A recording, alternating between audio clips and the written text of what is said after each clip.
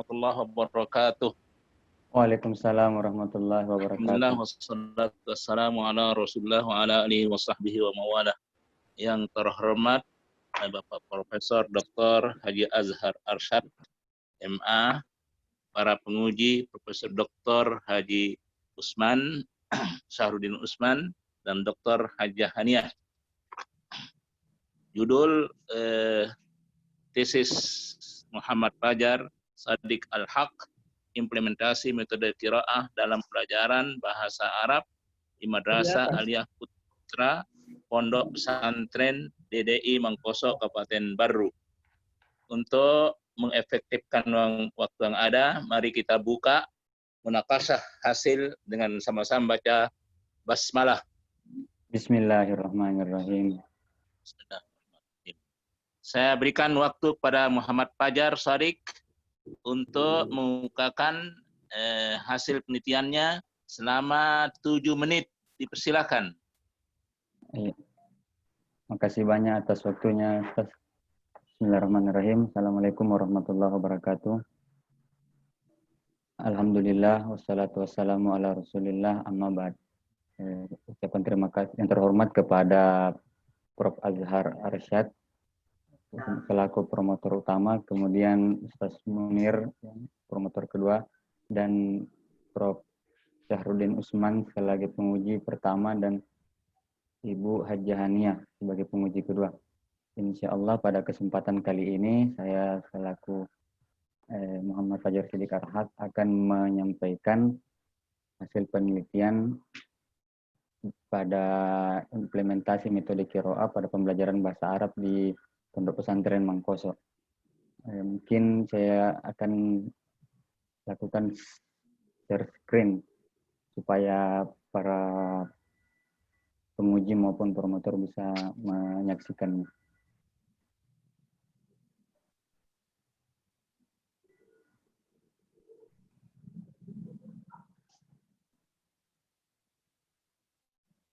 Ya, langsung saja. Yang pertama yaitu mengenai latar belakang implementasi metode qiraah ini, yaitu yang pertama metode qiraah itu sendiri, dan yang kedua pembelajaran bahasa Arab.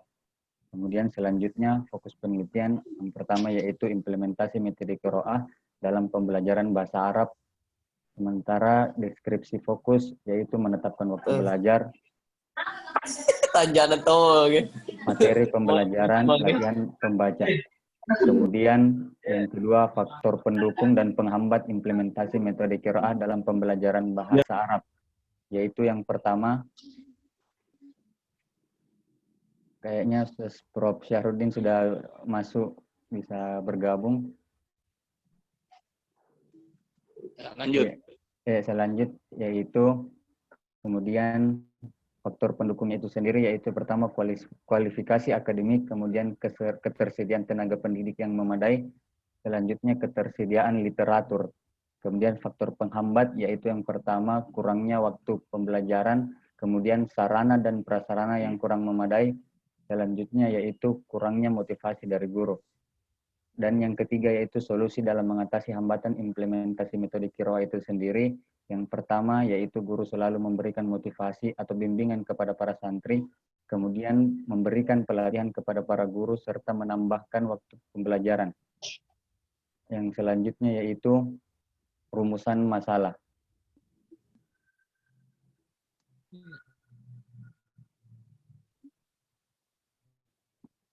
Yang pertama,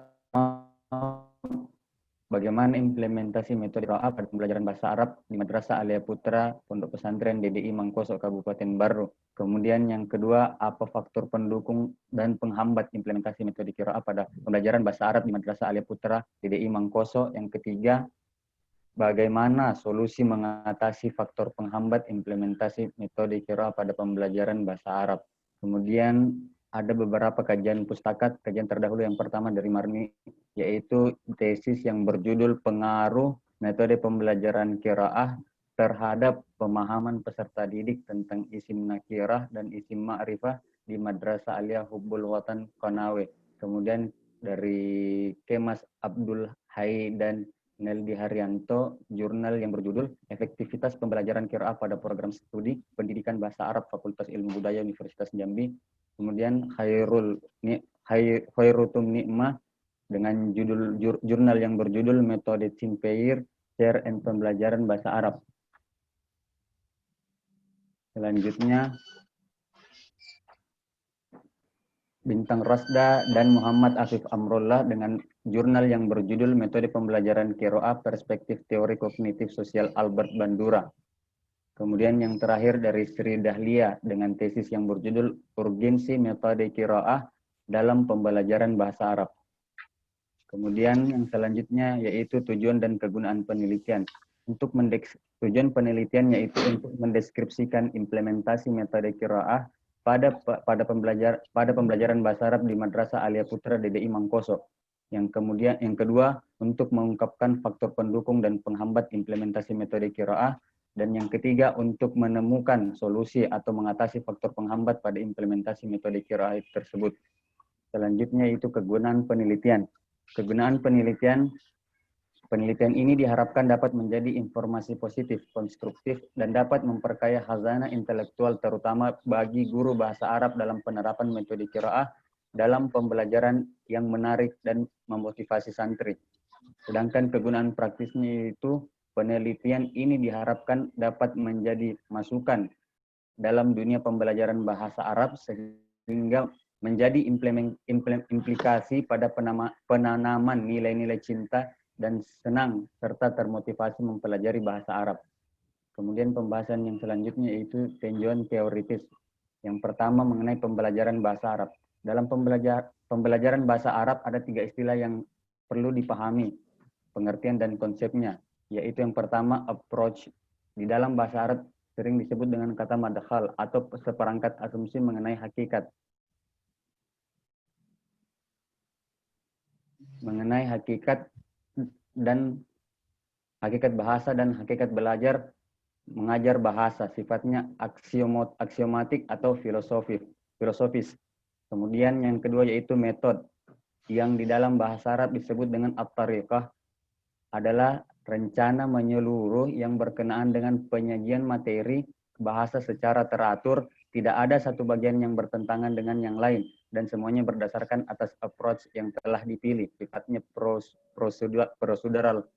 Kemudian yang terakhir yaitu teknik, yang artinya sesungguhnya terjadi di dalam kelas dan merupakan pelaksanaan dari metode, dan ini bersifat implementatif. Kemudian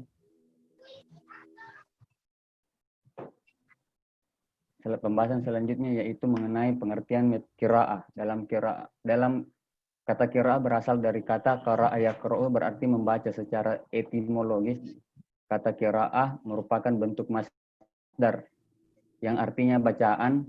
Menurut terminologi, qiraah adalah suatu ilmu dan pengetahuan cara pengucapan lafal-lafal Al-Quran, baik yang disepakati maupun diikhtilafkan oleh para ahli qiraah seperti haz, isbat, wasal, dan lain sebagainya.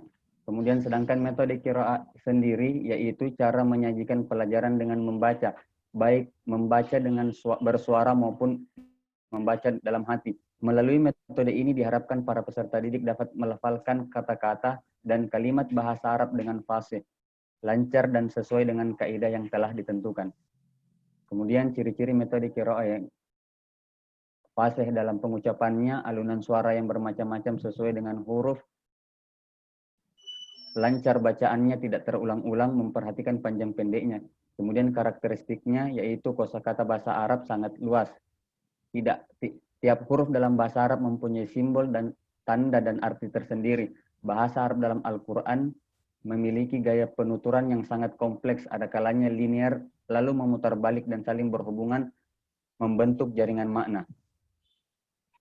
Kemudian langsung ke pembahasan selanjutnya yaitu mengenai kerangka konseptual pembelajaran bahasa Arab, kemudian implementasi metode qiraah, yaitu selanjutnya faktor pendukung serta faktor penghambat, kemudian solusi yang bertujuan agar santri mampu membaca serta memahami isi bacaan bahasa Arab dan mampu berbahasa Arab dengan baik dan benar. Kemudian metode penelitian, yang pertama jenis penelitian. Jenis penelitian ini bersifat berbentuk penelitian kualitatif. Lokasi penelitiannya Madrasah Alia Putra, Pondok Pesantren DDI Mangkoso, pendekatan penelitian dengan menggunakan pendekatan pedagogis, kemudian instrumen penelitian yaitu peneliti sendiri, pedoman wawancara, pedoman observasi, serta catatan lapangan. Kemudian metode pengumpulan data, observasi, wawancara, dokumentasi, observasi, wawancara, serta dokumentasi. Kemudian yang terakhir sumber data yaitu dari kepala madrasah, guru bahasa Arab, serta peserta didik yang berada di Pondok Pesantren Madrasah Alia Pondok Pesantren DDI Mangkoso. Kemudian teknik pengolahan data, analisis data, yaitu reduksi data, penyajian data, penarikan kesimpulan. Selanjutnya pengujian keabsahan data, triangulasi sumber, triangulasi teknik pengumpulan data, dan triangulasi waktu. Kemudian bahasan selanjutnya yaitu hasil penelitian yang pertama, mengenai sejarah singkat berdirinya Madrasah Alia di Pondok Pesantren Madrasah Alia di Mangkoso. Yang pada hari Rabu tanggal 29 Syawal yang bertepatan dengan 29 Desember 1938 Masehi, Andre Gruta Abdurrahman Ambo Dale yang baru saja datang dari Sengkang memulai pengajian yang bertempat di Mangkoso. Pengajian ini diberi nama dengan Madrasah Prof. Pengajian ini diberi nama dengan Madrasah Alia Islamiyah atau MAI pada tanggal 5 sampai 7 Februari yang bertepatan dengan 4 sampai 16 Rabiul Awal tahun 1366 Hijriah diadakan pertemuan ulama di Watan Sompeng. Hasil kesepakatan dari ini yaitu membentuk suatu organisasi yang membentuk perguruan MAI serta mewadahi kegiatan MAI yang semakin majemuk. Organisasi ini disepakati dengan yang bernama Darud Dakwah wal Irsyad. Nama DDI Mangkoso berubah menjadi DDI AD berdasarkan deklarasi yang dilaksanakan di Masjid Jami Mangkoso pada tanggal 17 Ramadan 1424 Hijriah yang bertepatan dengan 12 November 2003. Kemudian DDI AD Mangkoso kembali berubah menjadi jaringannya selalu mati-mati. Langsung ke hasil saja. Tidak usah itu. Hasil saja langsung. Oh iya, Sir. Jaringannya mati-mati terus. Kemudian pembahasan selanjutnya yaitu mengenai implementasi metode qiraah dalam pembelajaran bahasa Arab. Yaitu metode qiraah yang digunakan dalam proses pembelajaran bahasa Arab di kelas, guru membaca teks bahasa Arab dengan baik dan benar serta menerjemahkannya. Kemudian peserta didik mendengarkan dengan seksama. Setelah itu guru selesai membaca dan menerjemahkan, selanjutnya santri diperintahkan untuk kembali membaca kitab tersebut secara bergiliran. Metode ini digunakan untuk melatih kemampuan membaca yang baik kepada para peserta didik, baik membaca secara nyaring maupun dengan melibatkan pengucapan maupun membaca pemahaman. Sedangkan prosedur pembelajaran membaca meliputi beberapa tahap. Yang pertama yaitu tahap prabaca, yaitu tahapan yang dilakukan peserta didik sebelum membaca yang berupa curahan pendapat tentang ide umum dalam teks, mempelajari berbagai visualisasi dalam teks dan prediksi teks. Kemudian tahap baca, yaitu tahapan inti kegiatan pembelajaran membaca. Pada tahap ini dilakukan dengan serangkaian prosedur. Dan yang terakhir tahap pasca baca, yaitu tahap akhir yang dilakukan untuk membuktikan pemahaman pada kegiatan membaca. Kemudian selanjutnya adapun faktor pendukung dari implementasi metode qiraah pada pembelajaran bahasa Arab. Yang pertama yaitu mengenai minat dan motivasi dari sisi peserta didik. Yang kedua dari sisi metode pembelajaran peserta didik. Kemudian yang ketiga dari sisi guru atau tenaga pendidik. Dan yang terakhir dari sisi lingkungan. Kemudian sedangkan dari faktor penghambatnya yaitu yang pertama motivasi dan minat santri belajar bahasa Arab. Yang kedua sarana dan prasarana. Kemudian latar belakang peserta didik. Dan keempat faktor lingkungan. Dan yang terakhir kurangnya jam pelajaran. Kemudian pembahasan yang terakhir yaitu mengenai solusi dalam mengatasi penghambat implementasi metode qiraah. Dalam hal motivasi dan minat santri, guru mampu memberikan rangsangan atau memotivasi para peserta didik agar senang dalam mempelajari bahasa Arab. Apabila peserta didik sudah senang terhadap suatu pelajaran, maka akan mempermudah bagi peserta didik untuk menguasai pelajarannya. Kemudian yang kedua dari sarana dan prasarana. Melengkapi sarana dan prasarana menjadi penunjang pelaksanaan pembelajaran, seperti pengadaan laboratorium bahasa, ketersediaan LDC yang memadai bagi tiap kelas, karena fasilitas laboratorium bahasa, peralatan, dan sebagainya akan menunjang pada tercapainya tujuan pembelajaran itu sendiri.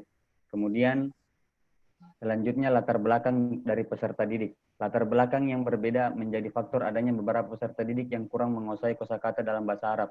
Dalam hal ini dapat diatasi dengan menambahkan waktu jam belajar pembelajaran kosakata di luar jam sekolah.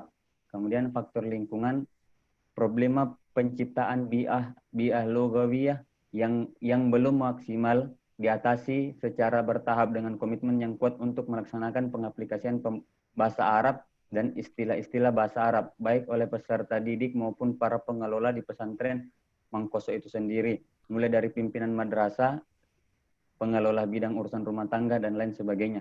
Kemudian yang terakhir, kurangnya jam pelajaran. Dalam hal alokasi waktu pembelajaran bahasa Arab yang dinilai masih sangat minim, guru bahasa Arabnya dapat menyikapi dengan menggunakan pelajaran ekstra kelas yang dapat menambah wawasan dan pengetahuan bahasa Arab pada peserta didik.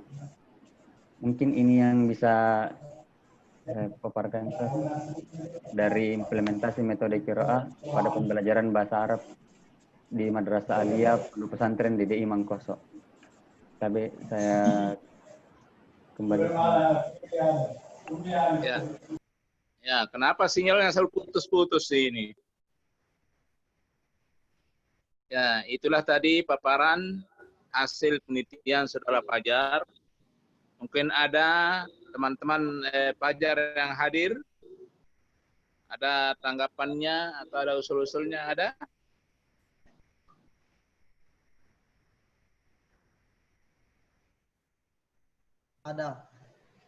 Ada, silakan. Siap. Sebut namanya. Terima kasih Bapak Moderator atas kesempatan. Yang saya hormati para dewan penguji, para pembimbing, dan Saudara Fajar. Assalamualaikum warahmatullahi wabarakatuh. Nama saya Ibnu Hajar. Langsung saja pertanyaan saya. Apakah di masa pandemi sekarang metode qiraat pada pembelajaran bahasa Arab itu masih dilakukan? Karena kita melihat bahwa proses yang seperti itu harus bertatap muka. Apakah itu masih dilakukan di masa pandemi sekarang ini? Itu saja. Iya, makasih. Ada yang lain? Ada teman yang lain menanggapi? Tidak ada.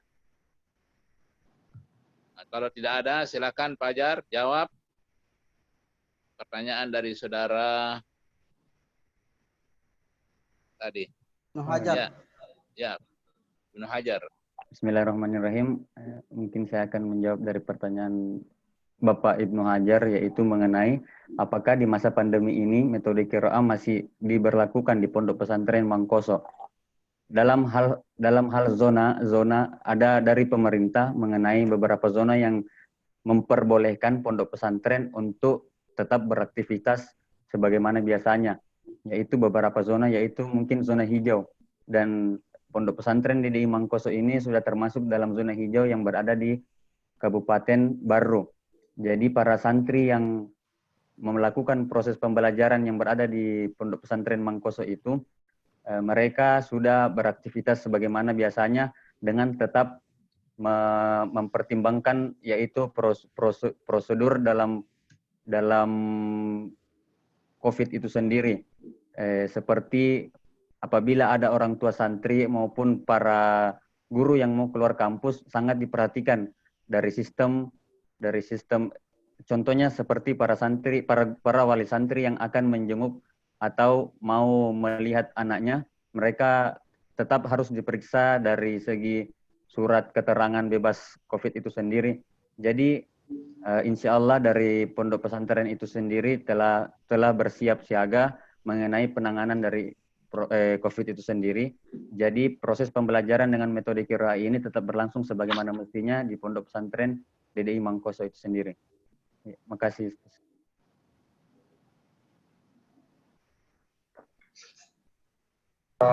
Terima kasih Saudara Fajar. Saya kembalikan kepada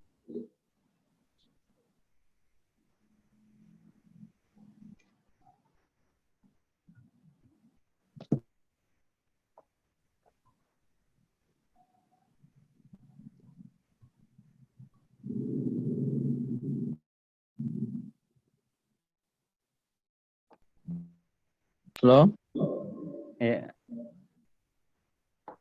Ya, Fajar ini berada di mana ini Fajar? Selalu sinyalnya terputus-putus. Ya, putus-putus. Iya. Di mana Kak pasti. Fajar ini? Coba tahu jaringan Ustaz. Bagus di sini Ustaz. Tidak putus-putus sih. Ya, terang saya dengar ini. Bagus, terang. Oh iya. Oke. Terus selanjutnya kami serahkan kepada penguji pertama, Bapak Profesor Dr. Saharudin Usman. Dipersilakan.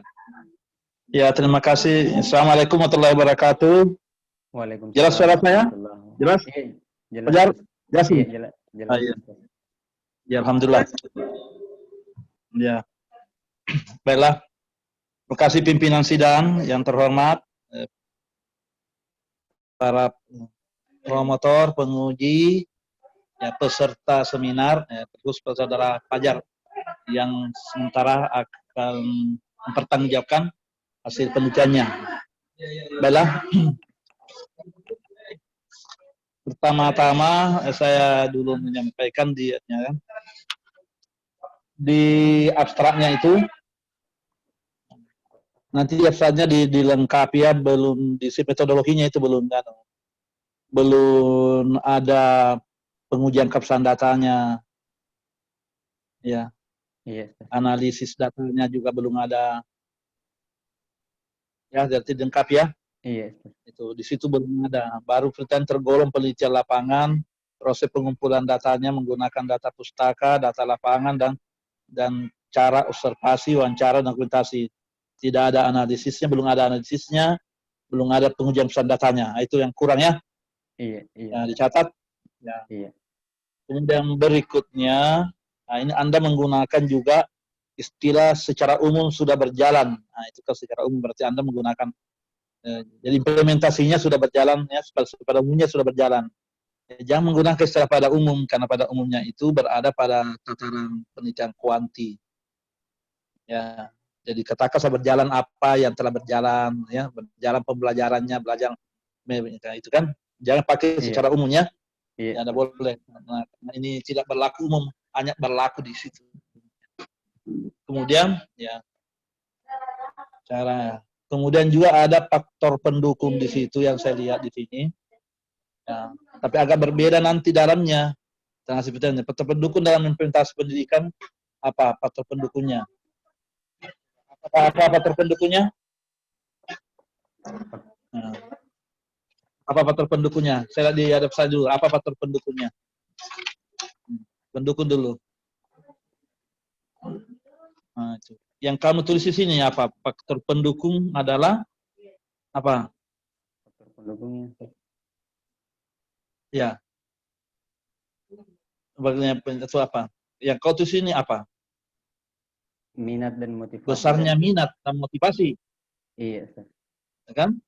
Meminta motivasi tadi sedangkan coba Anda lihat di kamu menulis di deskripsi fokusmu itu terpendukung kualifikasi akademik, ketersediaan tenaga pendidik, ketersediaan literatur, ini berlawanan apa yang kau tulis. Coba Anda lihat itu di deskripsi. Kayaknya yang Anda deskripsikan gitu ya, Anda yang tergambar di dalam penelitianmu. Coba lihat. Iya. Sudah, lihat. Ya, apa kau baca dulu di situ? Halaman 6. Deskripsi fokusnya yang kau tulis. Menetapkan waktu belajar, kemudian materi pembelajaran, latihan membaca. Nah, Faktor di situ pendukungnya. implementasinya sebenarnya. Oke, di latihan penuhnya tidak ada begitu tertulis di sini. Ya, kan yang kau tulis di sini yang terjadi di sana. Ya? Iya, Ustaz. Coba pada saat Anda hasilnya di sini kan tidak seperti itu yang Anda tulis. Coba implementasinya ya itu secara umum, sedangkan sini implementasinya sudah disiapkan waktu pembelajarannya mulai jam sampai sekian, materi pembelajarannya apa, tata cara latihan membacanya. Nah, itu kan pelaksanaannya bagaimana? Itu tidak tergambar ya. Jadi Anda yang tulis deskripsinya tidak berjalan itu. Apakah terjadi perubahan? Nah, maka tidak boleh harus sama ini ya. Iya, Ustaz. Paham? Paham, Ustaz. Ya, kalau memang tidak ada di sana, jangan pakai di sini deskripsi fokusmu ini. Kalian kan sudah menjadi ini, sudah menjadi hasil. Iya. Ya. Atau di awalnya boleh-boleh saja, setelah diadakan penelitian, ternyata tidak seperti itu, kita bisa menyesuaikan yang ada di lapangan. Begitulah kualitatif. Iya. Ya, sini jadwalnya ada, materi pembelajarannya, latihan bacanya. Pada saat kita baca hasil penelitianmu dalam abstrak, tidak seperti itu. Nah, kenapa tidak seperti coba? Kenapa? Ya, kenapa? Apa masalahnya? Kenapa berbeda? Yang mana yang perlu dibatalkan ini? Yang di abstrak atau yang di deskripsinya? Di deskripsinya mau ditambahkan, Ustaz, karena beberapa hal di sini sudah mencakupi tapi belum Ya, itu deskripsinya. Itu deskripsi itu yang menuntun saudara mencari itu pada awalnya. Kalau ada tambahnya ditambahi sesuai dengan ya itu bertentangan ya. Iya, sekali bertentangan. Kalau tambah memang itu. Nah, nanti kita lihat nanti isinya supaya jangan terjadi pertentangan. Nah, di sini juga faktor pendukungnya apa? Faktor pendukung pelaksanaan metode kiraan ini apa? Di sini kau tertulis besarnya minat dan motivasi dari sisi peserta didik. Ya, besarnya minat. Nah, sedangkan pendukungnya di sini tidak ada bicara minat. Coba baca deskripsi itu. Iya, Ustaz.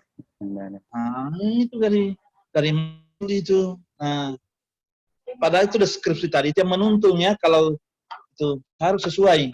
Ya klop di. Iya, Ustaz. Ya, ini kualifikasi akademik berarti yang mengajar itu bagus. Kenapa? Karena yang mengajar sesuai dengan kualifikasi akademiknya. Dan juga itu tadi ya, kemudian tenaga tersedia. Tersedia literatur juga banyak literatur. Ternyata di sini ya buku-bukunya kurang. Kamusnya juga tidak ada, begitu kan? Iya. Nah, berarti bertentangan. Ditelusuri itu. Jangan bertentangan. Bisa. Yang mana yang benar? Sesuaikan nanti. Oke? Iya. Anda ini sangat beda di sini saudara. Ada besarnya, ya besarnya motivasinya itu. Maksudnya besarnya itu apa itu? Nah, itu harus jelas apa itu besarnya, maksudnya bagaimana besarnya itu motivasinya. Nah, ini harus menggunakan bahasa yang bisa dipahami ya. Motivasi itu biasanya motivasinya ya sangat baik atau kan tinggi sedang rendah. Tapi kalau kuanti itu tinggi sedang rendah. Nah, cari kalau kualitatifnya bagaimana ya. Nah, itu juga dari segi sarananya dan prasarananya juga. Baiklah, itu sudah mulai dari tadi fokusnya. Begini dulu ya. Itu kalau fokusnya dulu, tentu kakak fokusnya ini adalah implementasi metode kira ya. Iya. Dan pembelajaran fokusnya. Baru Anda kembangkan fokus itu menjadi 3, begitu?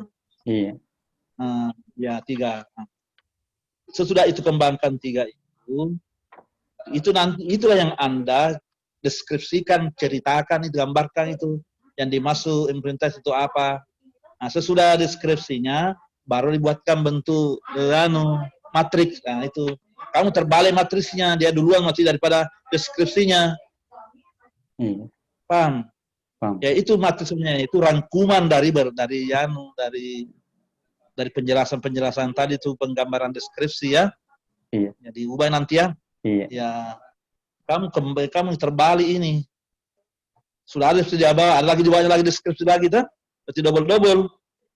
Iya.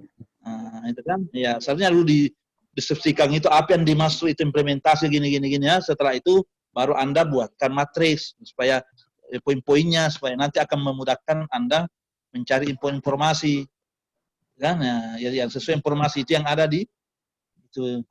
Paham ya? Oke. Paham, Ustaz. Nah, ini dari pertanyaan saya. Nah, itu di latar belakang saudara itu. Nah, di situ salah satu menunya pernyataannya saudara bahwa di sini yang menyebabkan mereka tidak mampu berbahasa apa faktor latar belakang yang berbeda gitu. Iya. Ada yang baru beradaptasi dengan lingkungan, ada pula yang belum mengetahui pentingnya pembelajaran bahasa Arab. Nah, pertanyaannya saya gini, kalau begitu, ini Anda meneliti di kelas berapa ini? Atau yang baru masuk? Atau yang bagaimana? Madrasah Aliyah, Ustaz, karena ada di Madrasah Aliyah ada yang dari backgroundnya dari pondok Sanawiyah, tapi ada juga yang dari SMP negeri, Ustaz. Tapi yang dianggar yang pada di Sanawiyah itu metode membacanya itu, metode kiraannya itu kapan diajarkan membaca? Di Madrasah Aliyah, Ustaz. Ya. Di kelas 1, Ustaz, di Madrasah Aliyah. Kelas 1. Iya. Nah, ini kan ini ya, coba itu baru adaptasi. Wajar itu kalau baru masuk, yang tidak itu. Bukan itu kan. Nah, yang paling menjadi itu kalau sudah berjalan itu, sudah diajarkan cara membaca, nah belum, itu barulah bermasalah. Iya. Kalau baru masuk orang baru disuruh membaca dan tidak tahu, bukan bermasalah itu. Memang baru belumnya. Yang bermasalah itu apabila sudah diajarkan tata caranya, nah, misalnya sudah berjalan 1 semester, belum ada perubahan, nah baru ditahu apa masalahnya. Gitu dia. Nah, ini kan ini punya tulisan ini, ada yang baru beradaptasi. Bagaimana? Pasti tidak bisa kalau baru beradaptasi karena belum paham, karena belum diajarkan. Nah, kalau sudah berjalan 1 semester atau 2 semester belum bisa membaca, disitulah masalah. Kenapa? Kan seharusnya dia sudah paham, kalau diajarkan metode, tata caranya apa, gitu. Ya, kalau baru masuk itu wajar. Kalau baru masuk orang, ya, itu. Ya bukan masalah sebenarnya itu. Iya. Yang bermasalah itu yang sudah diajar, nah belum sama sekali belum tahu, baru. Ya, kalau baru masuk belum bisa beradaptasi, wajar, baru mau penyesuaian diri.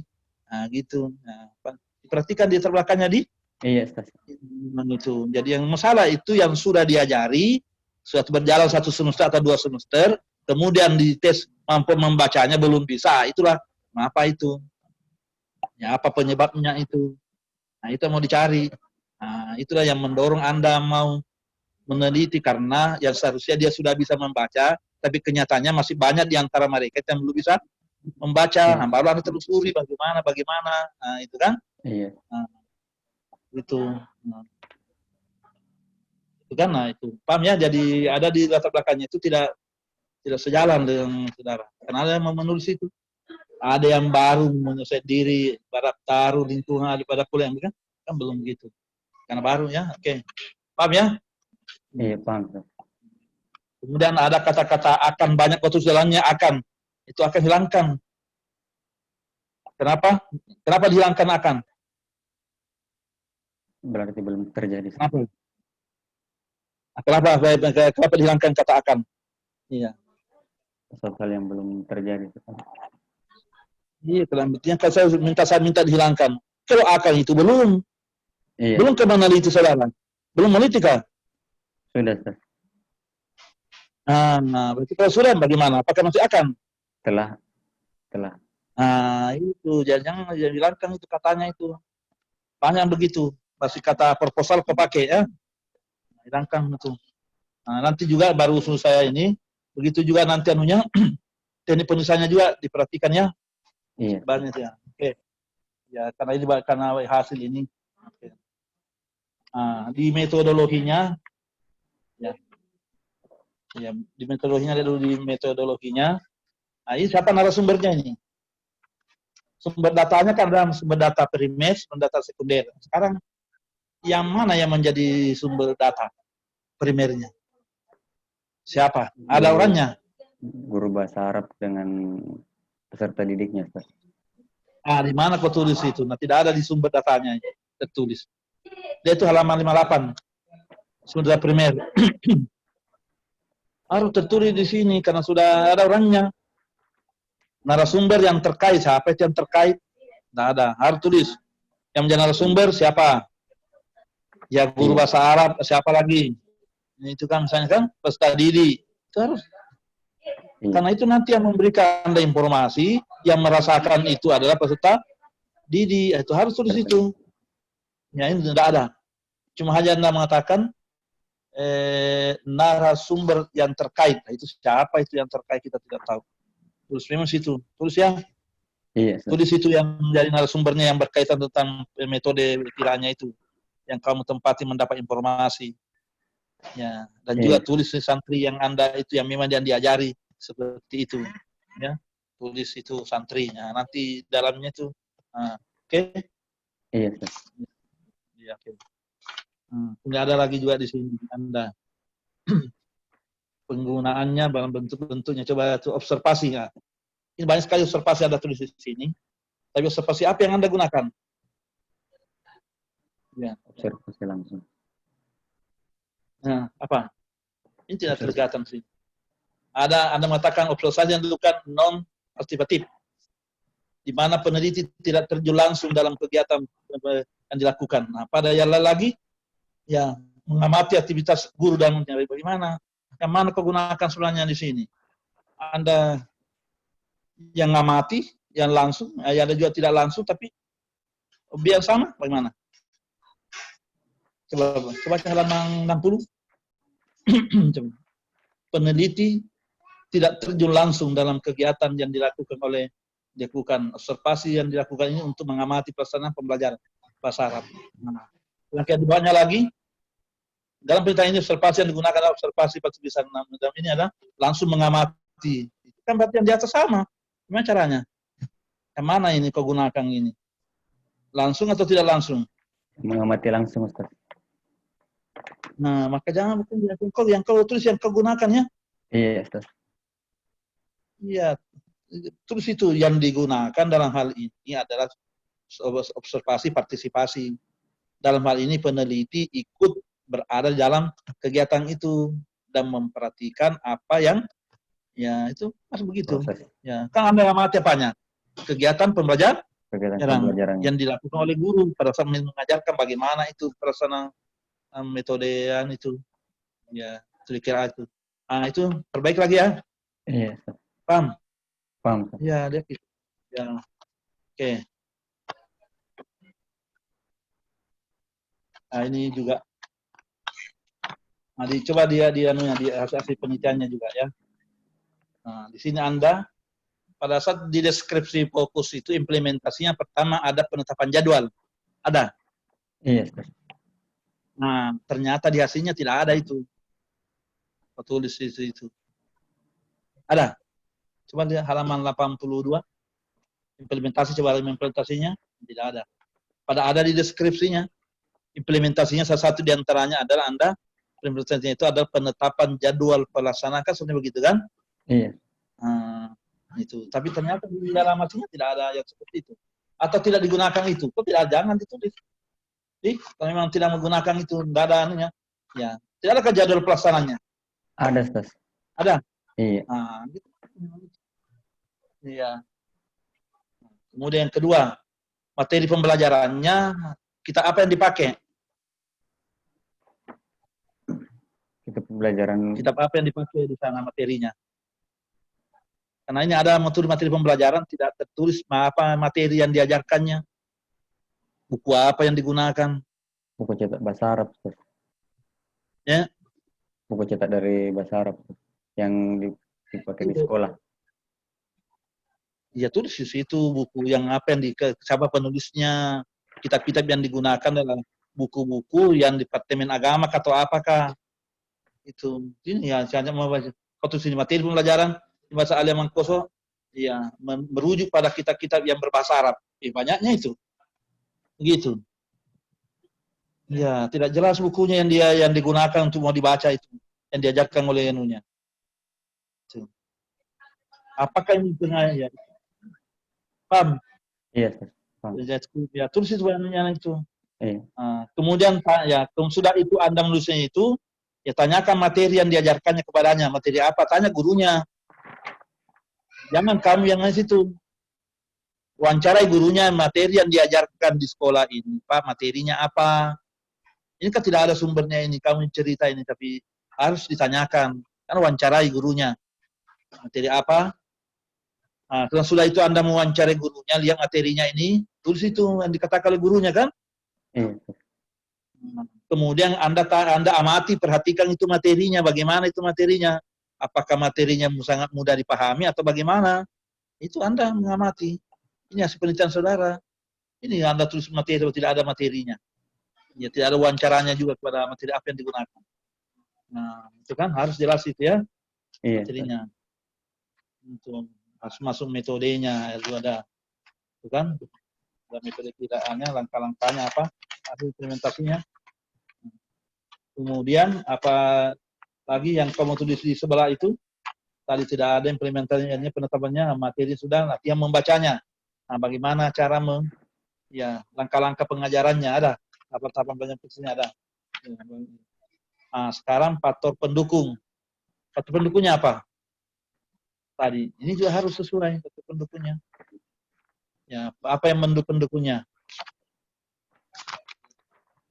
Apa faktor pendukungnya sana? Motivasi, Nah, minat dan motivasi dari peserta didik. betul. Metode pembelajaran pada peserta minatnya. didik. Ya, faktor pendukung kayak minat. Apa? Apalagi Dari sisi lingkungan. dari mana Anda tahu bahwa bagaimana Anda tahu bahwa minatnya? Apakah hasil observasi atau wawancara? Hasil wawancara, Ustaz. Dan Anda Anda juga wawancarai mengatakan minatnya tinggi, bagus. Anak-anak ini berminat bagus karena apa? Karena tugas-tugas yang diberikan dapat dilaksanakan dengan baik begitu. Iya. Kemudian mana yang kau observasi apanya? Harus dukung observasi.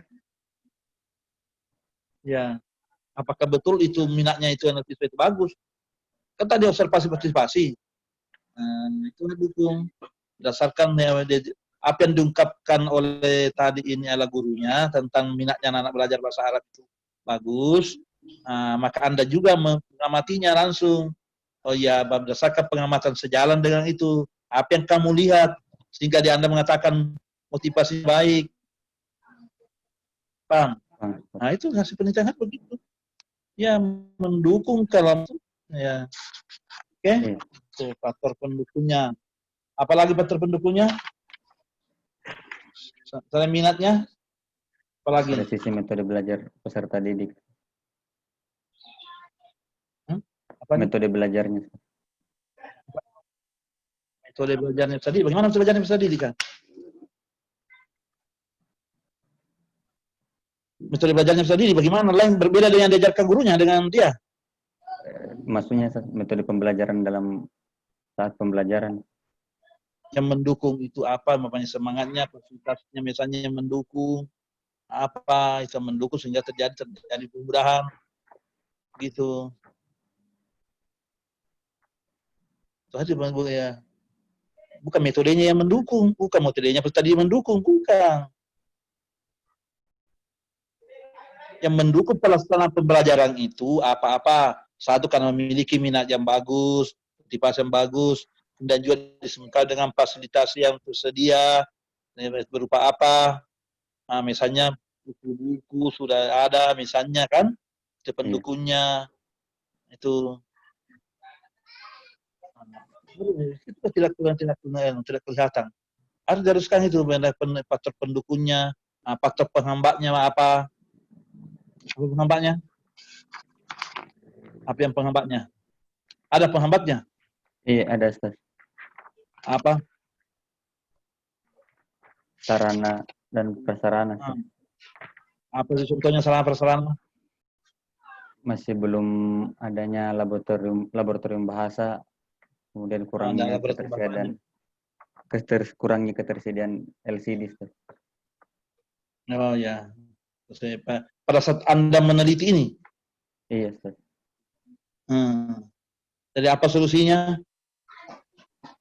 berkoordinasi langsung kepada pihak sekolah untuk melengkapi sarana prasarana tersebut. Tapi belum dilengkapi, baru diajukan. Iya. Oh, jadi solusinya begitu. Jadi berarti belum digunakan itu solusinya ya? Belum mengatasi masalah dari segi laboratorium belum, gitu ya? Iya, belum. Iya. Iya. Pada saat Anda meneliti belum ada LCD-nya juga. Iya, belum. Nggak ada ya? Dari apa yang ada dimiliki? Papan tulis ada? Iya, ada. Ada perpustakaannya? Ada, Ustaz, perpustakaan. Ada bukunya? Ada, Ustaz. Tapi Anda tulis ini buku apa yang kamusnya tidak ada? Agak kurang, Ustaz, kamus bahasa Arab. Kalau kamusnya kurang, kira-kira bagaimana solusinya supaya bisa kamus itu digunakan? Apa solusi yang dia gunakan? Kamusnya kurang, ada banyak santri yang membutuhkannya pada saat dia belajar membaca. Iya, jadi bagaimana? Apa solusi yang karena kurangnya buku, kurangnya kamus, terbatas jumlahnya, dan siswa santrinya banyak, dan pada saat dia mengajarkan mengalami kesulitannya, sekarang apa solusi yang digunakan oleh gurunya? Apa solusinya?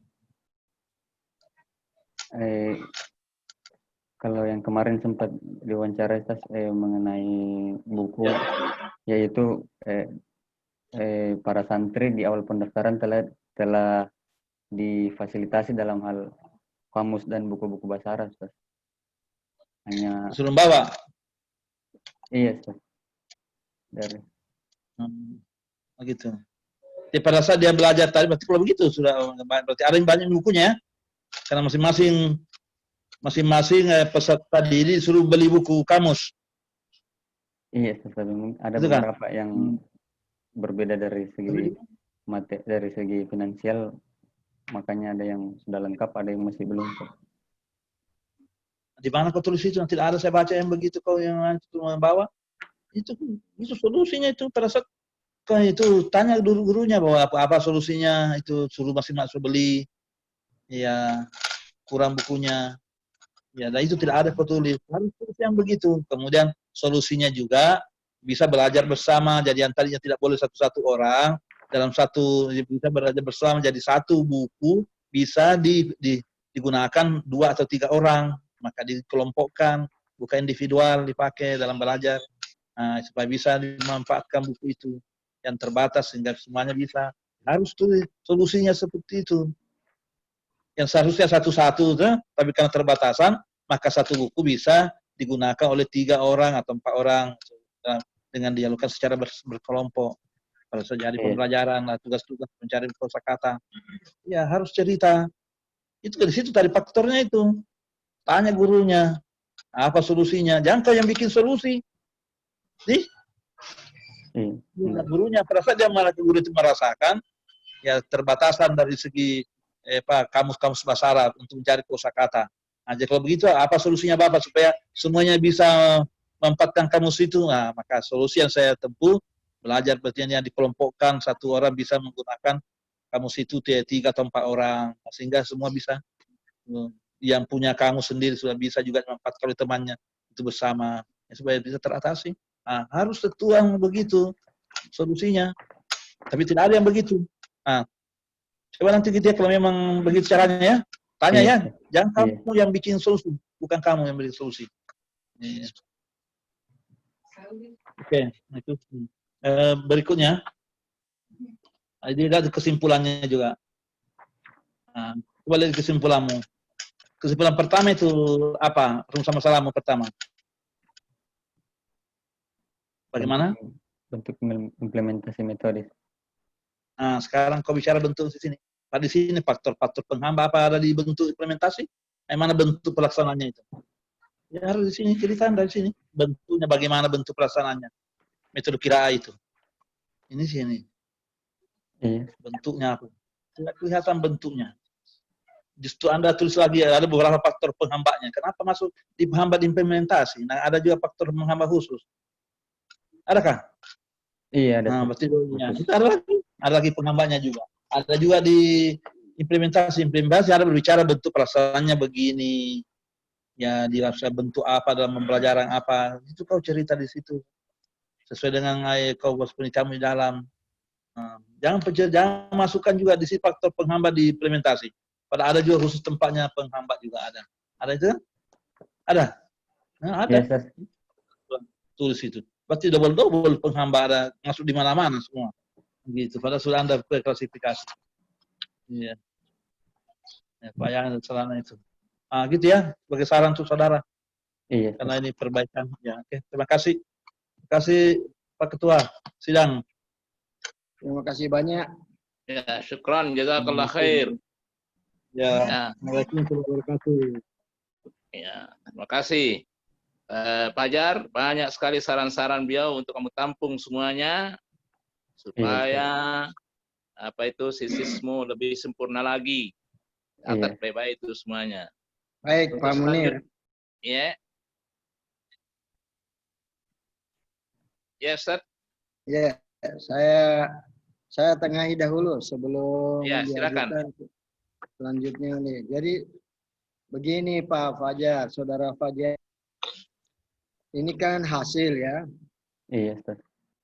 Jangan berbuat kesalahan lagi yang akan datang. Yang bukunya itu kok Anda berani mengungkapkan ini dengan buku yang sangat terbatas. Kemudian analisis daripada hasil kurang tidak ada. Nah, kemudian yang ketiga, saudara itu berbicara tentang teori, di situ mengungkapkan tentang teori. Teorinya itu, saudara kemudian tadi pada waktu mempresentasi dalam bentuk PowerPoint, di teori itu Anda berbicara apa itu madkhal, apa itu thariqah, apa itu teknik, ya, al-uslub dan seterusnya. Itu buku pelajaran kalau itu, Fajar. Itu bukan hasil teori, bukan teori. Teori itu Fajar. Umpamanya teori, ya, social movement theory, teori pergerakan sosial. Afwan, Ustaz, kurang putus-putus suaranya, Ustaz. Jadi teori pergerakan sosial itu ada tokohnya. Jadi kalau saudara menulis tentang teori, teorinya siapa, apa nama teorinya. Bukan pelajaran seperti bahan kuliah kan kepada saudara, apa itu at-thariqah, apa itu al-uslub, bukan itu. Ya. Bukan teori, bukan itu teorinya, ya. Jadi pada waktu saudara menulis teori itu, ya, saudara itu salah kaprah, hapus semuanya itu penjelasan apa itu ini. Nanti kalau saudara mau bicara itu taruh di bab 1 aja, ya. Iya, Ustaz. Sudah paham? Sudah kedengaran? Iya. Kedengaran enggak? Iya, kedengaran. Saudara, tinjauan teoritis itu teori pembelajaran bahasa Arab, teori qiraah. Saya tadinya agak optimistis, ini bagus. Ternyata setelah saya baca penjelasannya, itu seperti buku mata pelajaran bisa saja. Nah, yang dikuliahkan kepada saudara, saudara hanya menulisnya pakai bahasa Indonesia, yang kuliah itu bahasa Arab. Gitu toh? Ya, bukan itu. Itu diletakkan di bab 1. Kalau itu. Ya. Kemudian teori qiraah juga begitu. Ternyata saudara menjelaskan tentang ya mata pelajaran tentang teori tentang qiraah itu apa. Yang dimaksud dengan teori itu adalah orang yang sudah berusaha ya mengadakan penelitian kemudian menghasilkan suatu teori. Teori itulah yang jadikan saudara jadikan landasan untuk mengupas ya masalah yang menjadi judul saudara. Ya, yaitu metode qiraah. Saya tadinya optimistis, wah ini ada teori baru nih dalam qiraah. Ternyata tidak. Ya, ternyata tidak. Itu kecewa luar biasa. Nah, saudara minta tanda tangan. Tangan ya kami juga ini. Oleh karena itu saya sudah kirim catatan yang harus saudara perbaiki itu. Ya, halo. Iya, Ustaz. Ya, termasuk itu kajian pustaka. Cara menulis kajian pustaka itu bukan 1, 2, 3, 4, kan begitu. Harus dalam bentuk esai. Ya, dengan kajian penelitian netranya, pokoknya Marni menulis sebuah tesis yang berjudul ini. Nah, ini erat kaitannya dengan apa yang saya tulis dan seterusnya. Cuman kekurangannya tesisnya itu begini. Kelebihannya adalah ini. Itu nanti hasilnya saudara pakai pada waktu membahas hasil. Udah paham, Fajar? Iya, paham, Ustaz.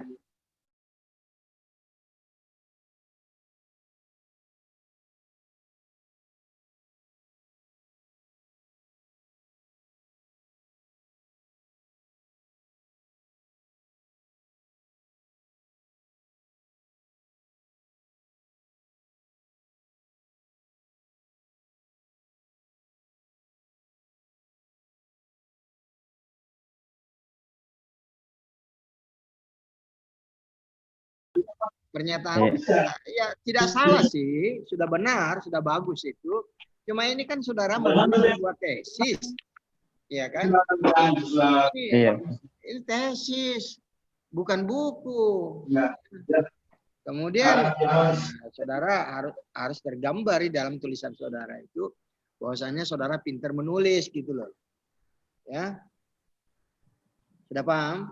Paham, Ustaz. Nah, jadi itu juga yang lucu. Dalam temuan itu saudara menulis juga tentang Fajar. Iya. Nah, nanti itu menghadap sama saya, ya. Nanti saya sampaikan mana-mana yang tidak layak, ini begini dan seterusnya. Iya. Itu saudara menulis sejarah pada bab hasil. DDI adalah ini didirikan pada tahun ini, itu di bab pendahuluan diletakkannya itu Fajar, ya. Ya. Iya. Saudara Fajar dengar? Dengar, Ustaz. Dengar, Prof. Baik. Jadi itu saya dahului Pak Munir. Pak Dr. Munir, saya minta ini izin saya sampaikan karena saya ada pertemuan nanti setelah ini, ya. Nah, khawatir saya tidak dapat bagian nanti, ya, untuk memberikan komentar.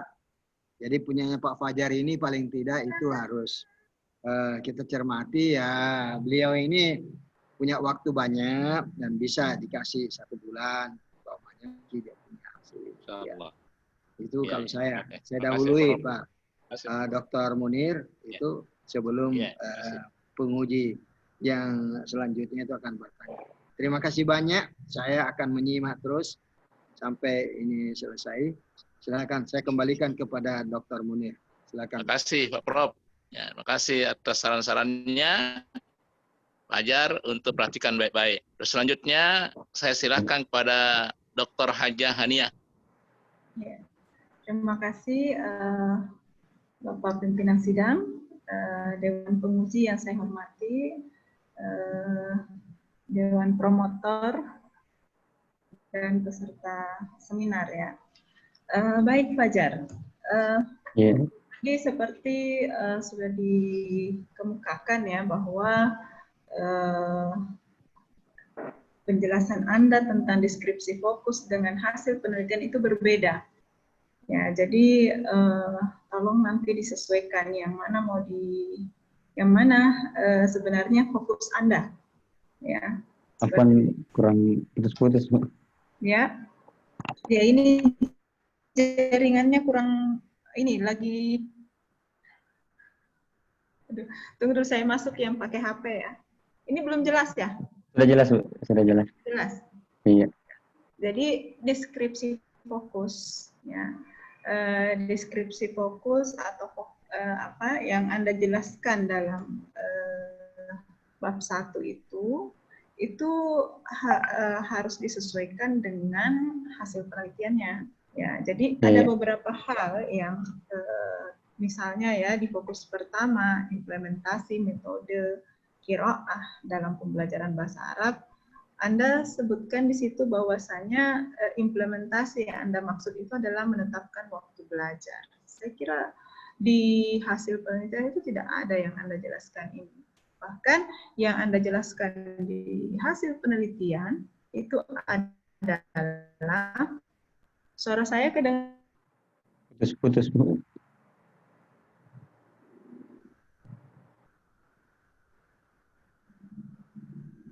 Nggak ada suaranya, Bu.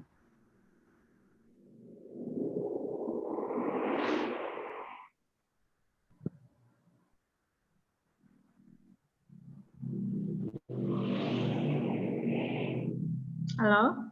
Iya, halo. Iya, sudah kedengaran? Tadi terakhir apa yang didengar, Fajar? Deskripsi fokus harus sesuai dengan hasil penelitian. Oke, ya jadi di hasil penelitian saya lihat Anda menjelaskan tentang implementasi itu ada tujuan pembelajaran, kemudian materi pembelajaran, terus langkah-langkah ini ya, langkah-langkah implementasi metode qiraah itu. Nah, ini kan tidak sesuai dengan apa yang Anda kemukakan di sini di deskripsi fokus, ya kan? Bagaimana menurut Anda? Iya. Iya. Ya, jadi setidaknya ini ya Anda harus menyesuaikan ini, ya, menyesuaikan antara deskripsi fokus dengan hasil penelitian, ya, yang Anda sebutkan di bab 4. Baik. Begitu pula yang di fokus kedua, ya, faktor pendukung dan penghambat, ya, itu berbeda dengan apa yang Anda jelaskan di hasil penelitian. Dan ada beberapa hal ya di faktor pendukung ini yang saya lihat saling saling datanya, jadi ada yang dia sebagai faktor pendukung juga sebagai faktor penghambat. Apa maksudnya itu? Seperti misalnya motivasi peserta didik. Anda sebutkan bahwasanya itu sebagai faktor pendukung, sementara di faktor penghambat juga masuk. Nah, jadi saya mohon klarifikasinya dulu, yang mana benar datanya ini? Dari minat bakatnya, Bu, bisa kan bagi menjadi terklasifikasi ada beberapa peserta didik yang minat bakatnya bagus sehingga menimbulkan antusias kepada pembelajaran bahasa Arab itu juga. Namun beberapa peserta didik juga minat bakatnya kurang yang menjadikan mereka agak kurang dalam proses pembelajaran bahasa Arab. Maksudnya begitu. Jadi masuk faktor pendukung, masuk juga faktor penghambat. Itu bagaimana Anda menyimpulkan itu? Ya, jadi ada berapa yang punya motivasi, ada berapa yang tidak memiliki motivasi. Kalau begitu kan akhirnya harus di-mix ini metodenya. Nah, jadi Anda harus melihat berapa yang punya motivasi, berapa yang tidak memiliki motivasi, sehingga bisa ditetapkan dia itu faktor pendukung atau faktor penghambat. Ya, itu. Ya, saya kira itu. Ada beberapa hal yang saya lihat ininya ya. Nah, kemudian tadi juga yang dikatakan oleh Prof. Azhar bahwasanya ya teori ya, teori qiraah itu seperti apa? Ya, teori qiraah itu seperti apa? Jadi teori itu ditetapkan oleh siapa?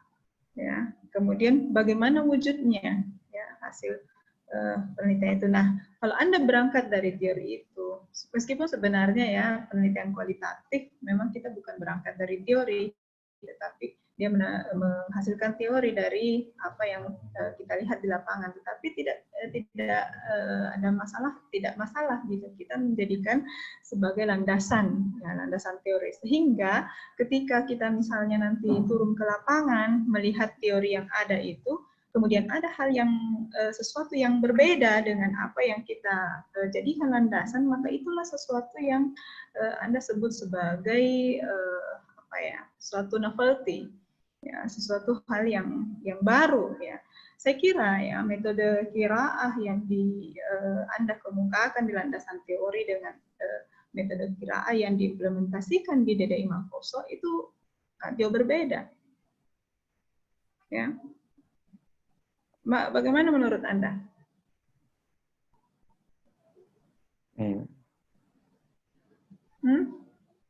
Nah, jadi makanya ini dulu harus Anda paham enggak bagaimana sih metode qiraah itu?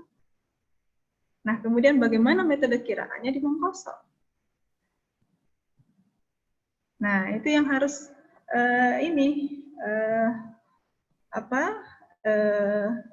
Anda jelaskan di sini ketika menjelaskan tentang implementasi. Nah, itu. Bagaimana sih metode qiraah itu? Nah, terus bagaimana implementasinya di Madrasah Aliyah DDI Mangkoso? Nah, apakah Anda menyebutkan di landasan teori itu misalnya itu mendahulukan kosakata, ya. Apakah seperti itu? Nah, dan tidak metode qiraah itu bukan terjemah harfiah misalnya. Nah, tetapi kalau di Mangkoso terjemah harfiah, terjemah satu-satu kata gitu kan? Gimana?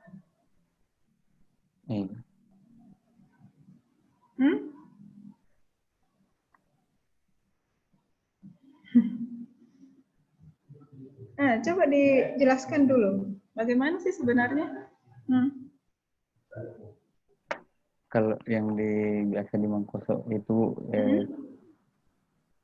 pertama guru menyampaikan menyebutkan bacaan tersebut, kemudian para santri disuruh membaca dengan kaidah-kaidahnya dengan bertujuan untuk memahami dari isi teks atau intisari dari bacaan itu. Oke, nah terus yang Anda sebutkan di hasil itu tahapan dalam implementasi metode qiraah ya.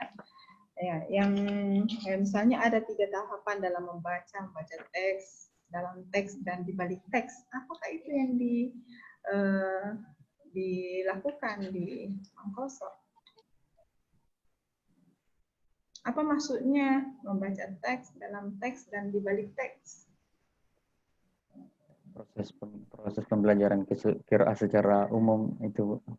Nah, apa makna di balik teks?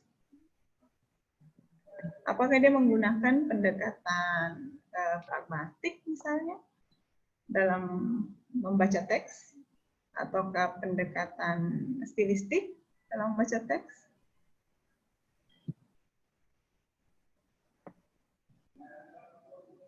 Ya, karena ada di balik teks. Apa itu maksudnya di balik teks? Dalam teks dan di balik teks. Nah, jangan menulis kalau yang tidak ada ya. Yang tidak ada wujudnya di ini jangan ditulis. Karena tidak seperti itu saya kira ya. Ya, jadi implementasinya tidak seperti itu. Nah, terus yang Anda sebutkan sebagai tahapan prabaca, tahap baca dengan tahap pasca baca ini Anda sendiri yang memberikan kesimpulan atau bagaimana?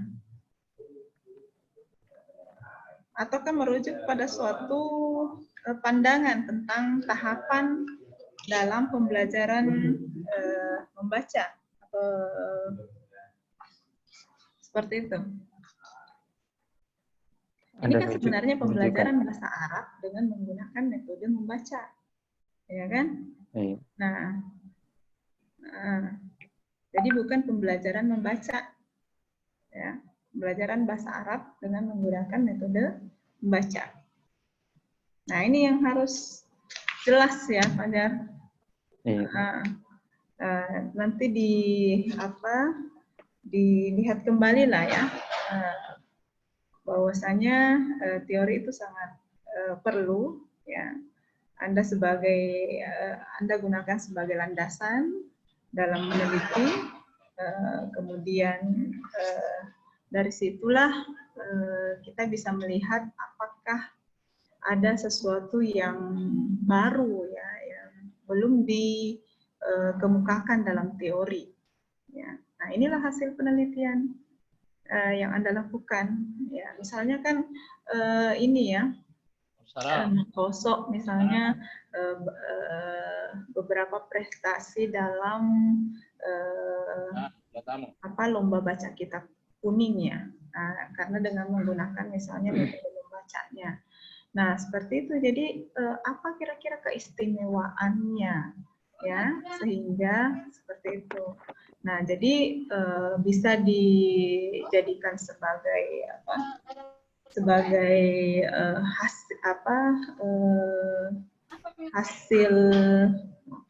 hasil pengamatan ya, atau hasil dari penelitian yang Anda lakukan terkait dengan metode kiraan ini yang dilakukan di Mangkoso. Okay? Ya, jadi ya beberapa hal yang masih perlu diperbaiki ya. Terkait tadi misalnya materi pembelajarannya ya memang harus dijelaskan apa yang diajarkan gitu dalam pembelajaran bahasa Arab dengan menggunakan metode qiraah. Ya, apa sumber belajar yang digunakan ya, buku apa yang digunakan. Nah, oke, terkait juga tadi bahwasanya kekurangan kamus ya. Saya kira tidak seperti itu. Kenapa? Karena santri itu dibekali kamus setiap dia masuk pertama kali. Ya, jadi semua santri itu dibagikan kamus ketika pertama kali masuk pondok. Nah, mungkin di proses ketika di pondok misalnya dia kehilangan atau bagaimanakah sehingga dia tidak punya kamus. Ya. Seperti itu. Marayu. Begitu kemarin Bu sempat diwawancarai anak-anak. Iya, jadi berarti bukan karena ininya ya, santri itu yang teledor sendiri, artinya tidak memperhatikan ininya, karena kalau kamus ya saya kira itu mutawafir ya. Ma'ajin itu mutawafir, artinya setiap santri itu diberikan fasilitas kamus, termasuk dalam bagian buku-buku yang dibagikan ketika pertama masuk pondok, ya seperti itu. Oke, banyak hal ya yang masih perlu ini nanti Fajar bisa kalau ada waktu ini mengambil tesisnya ya. Iya. Bisa diperbaiki agar bisa nanti lebih baik lagi ketika ujian hasil ya. Termasuk juga tadi tenaga pendidik saya lihat ada dia masuk di faktor pendukung, dia juga masuk di faktor penghambat ya. Jadi ini ya ada beberapa hal, jadi tidak bisa sebenarnya kita menyimpulkan dua-duanya dia sebagai faktor pendukung juga sebagai faktor penghambat. Ya, yang mana sebenarnya lebih dominan, apakah dia sebagai pendukung atau dia sebagai penghambat? Ya, meskipun memang kalau ada sebagian ya guru di situ, jadi Anda sebutkan saja kalau misalnya dia dominan sebagai penghambat ya, Anda tempatkan dia sebagai penghambat. Saya kira begitu. Oke, saya kira demikian Pak Munir. Terima kasih atas waktunya. Assalamualaikum warahmatullahi wabarakatuh. Waalaikumsalam. Jazakillah khairan katsira. Itulah tadi masukan-masukan, saran-saran yang cukup banyak. Dari penguji pertama banyak, penguji kedua banyak, dari Prof. Azhar sebagai promotor juga masih banyak. Jadi harus sungguh-sungguh ini Fajar. Iya, sungguh-sungguh harus serius. Ya. Kalau Ya. saya satu ini yang saya pertanyakan, halaman 71 ini terkait ya apa ini tanah-tanah ini lokasi yang seharusnya tidak masuk di bab 4. Ini hanya untuk memenuhi saja ya,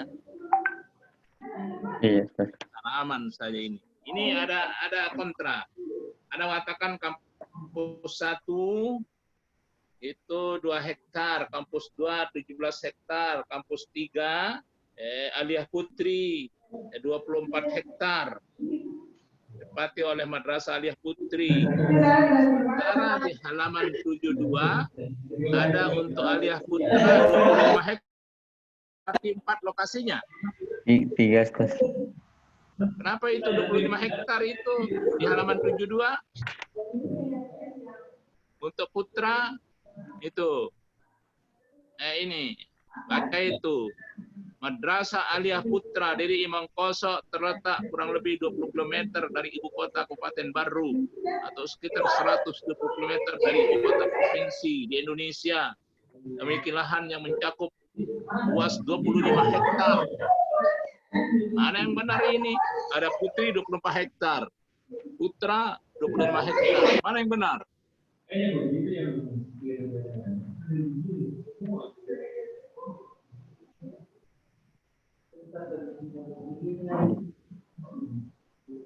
Gimana? Saya belum.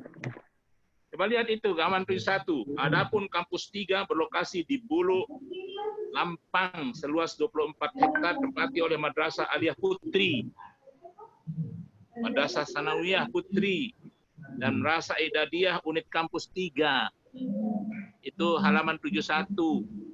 Halaman 72, Madrasah ya oleh Putra 25 hektar. Berarti 4 lokasi dong. 3, Ustaz. Ya, kenapa ada yang 25, 24? Mana yang benar? Mana yang benar? Ada 2 hektar, ada 17 hektar, ada 24 hektar, ada Putra 25 hektar. Itu 4 itu.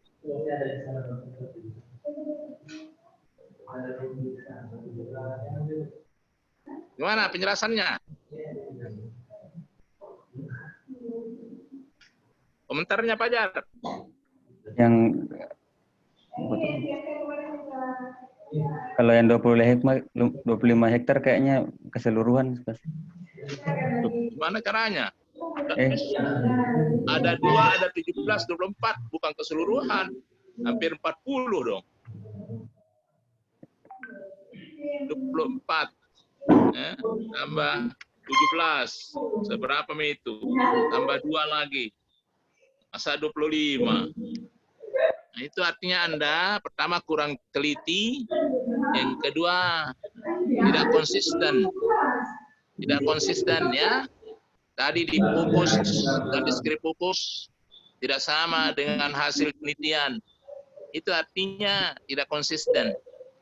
Berubah-ubah. Ya, kadang-kadang apa itu menyebut di pendukung, nanti ada di faktor penghambat. Itu semua diperhatikan baik-baik itu semua supaya tidak lagi nanti ini proposal itu hasil. dan hasil, Ustaz. Itulah. Tadi Ibu bilang supaya tidak salah di hasil. Padahal tutup nanti. Iya, Ustaz. Nah, karena itu tadi Prof. Azhar sudah usul supaya 1 bulan. Ya, jadi Anda perbaiki permintaan Profesor Syarudin Usman. Ya, perbaiki baik-baik dari Ibu Hania, Prof. Ini semuanya baik-baik. Iya, Karena dikasih waktu 1 bulan. Ya, 1 bulan itu untuk memperbaiki semuanya. Nanti sudah 1 bulan mendaftar untuk tutup, begitu. Sesudah 1 bulan ya, untuk mendaftar tutup nanti. Iya. Karena itu pun nanti apa itu diberitakan kepada Ibu Haniah, tapi saya yakin juga sepakat itu karena banyaknya perbaiki harus saudara Karena itu supaya serius, ya serius, ya, tekun supaya 1 bulan itu sudah selesai dengan baik dan tidak ada salah-salah katanya. Semuanya minta begitu. Iya. Ya, saya kira sudah Pak, baik. Karena waktu, saya kira Hania, Pak Prof. Usman, dan Pak Prof. Azhar, kita sama-sama tutup ujian munakasyah hasil Saudara Fajar ini dengan sama-sama membaca hamdalah. Alhamdulillah. Alamin. Jadi 1 bulan ya. Allah. Terima kasih banyak. Nanti nilainya menyusul. Nilainya tim ya. Nilainya sudah terkirim. Ayo, Prof. Syukran. Sudah, Ibu Hania Ya, juga. ya, nilainya sudah ada, Prof. Ya, sudah. Ya, syukran, Prof. Tutup aja ya, kita tutup sama-sama. Nanti saya dulu ya. Iya, iya, Prof. Ya. Nanti sudah ada Nanti pulang di waktunya rumah. berapa lama perbaikan. Iya, Iya. iya, Prof. Nyusul nanti nilainya. Oke. Sudah ditutup tadi, Ya. Prof. Kasih Iya. semuanya. Iya. Terima kasih semuanya.